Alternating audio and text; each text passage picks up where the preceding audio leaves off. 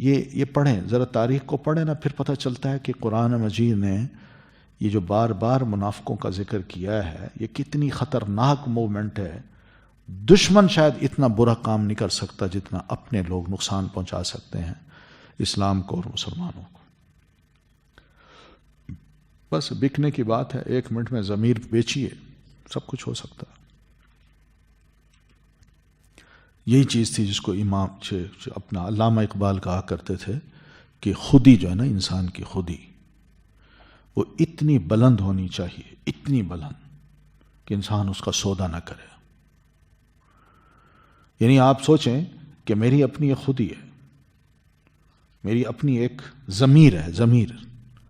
میں اب اس ضمیر کے مطابق اگر ایک چھوٹی سی شے کسی کی اٹھا کے جیب میں ڈال لیتا ہوں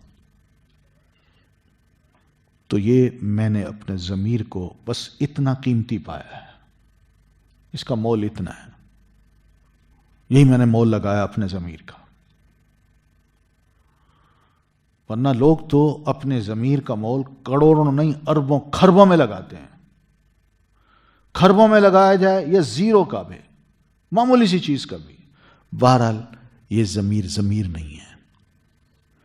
ضمیر یہ ہے کہ میں نے زبان دی ہے، لکھا ہے، کانٹریکٹ کیا ہے، اب اس کے خلاف میں نے کچھ نہیں کرنا.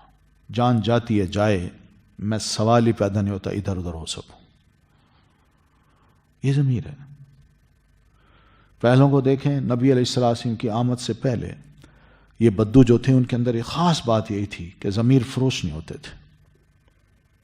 جب بات کہی ہے اس پہ ڈٹ گئے. کچھ بھی ہوتا ہے، جان جاتی ہے جائے، کچھ بھی ہوتا ہے پرواہ نہیں ہے.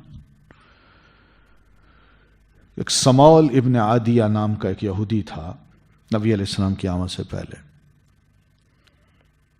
تو اس نے ایک شاعر کو اپنے ہاں پناہ دے دی. اور شاعر کون تھا؟ امرؤ القیس.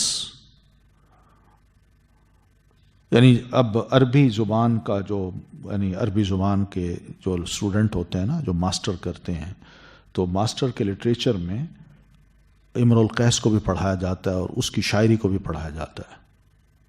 بڑی فوش قسم کی شاعری ہے اس کی، فوش قسم کی. تو یہ شاعر جو تھا نا، یہ جب منہ کھولتے ہیں نا تو پھر کسی کو چھوڑتے بھی نہیں ہیں.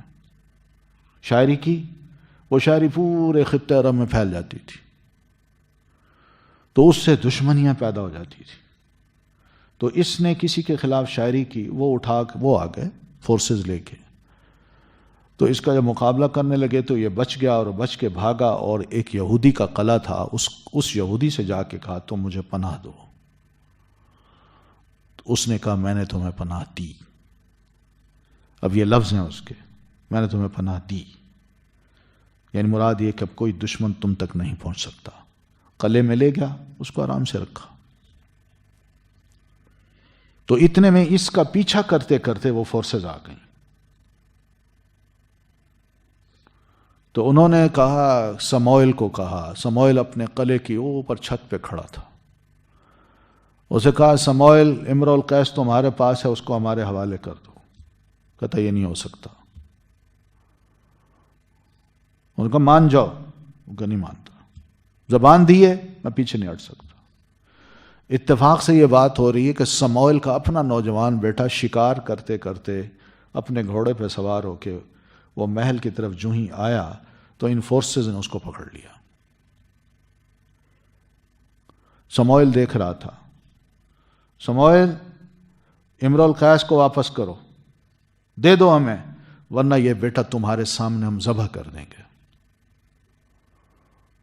اس نے کہا ذبح کر دو، مگر زبان جو میں نے دی ہے میں اس سے واپس نہیں ہو سکتا. اس کے سامنے اس کے جوان بیٹے کو ذبح کیا گیا، مگر اس نے جو زبان دی تھی کہ میں نے امرؤ القیس کو کہا کہ میں نے تمہیں پناہ دی، وہ اس نے پناہ دی ہے. اس نے نہیں چھوڑا اس کو. اور جب وہ فورسز چلی گئیں تو اس کو امان سے نکال کے اس کے اپنے علاقے میں چھوڑا ہے. یہ لوگ ایسے تھے، یہ عرب کے لوگ جو تھے وہ ایسے تھے. اس لیے نبی علیہ الصلاۃ والتسلیم کو جب انہوں نے زبان دی ہے اور کہا لا الہ الا اللہ محمد الرسول اللہ، تو پھر اس پر ڈٹے رہے، پھر پیچھے نہیں ہٹے. کوئی صحابی مرتد نہیں ہوا، نہ دھوکہ دیا آپ کو۔ یہ منافق ہی تھے جو مدینہ کے تھے، انہوں نے بڑے بڑے کام دکھائے ہیں، جن کی یہ پوری ایک چھوٹی سی ہسٹری اللہ تعالیٰ نے یہاں قرآن مجید میں بھی بیان کی ہے، تاکہ ہم آئندہ کے لیے اپنے آپ کو سنبھال کے چلیں، اپنے ایمان کو بھی قابو میں رکھیں، عمل کو بھی ٹھیک بنائیں، اور اپنے رویوں کو بھی اور اپنے دوستوں کے انتخاب میں بھی کم از کم ہم محتاط رہیں۔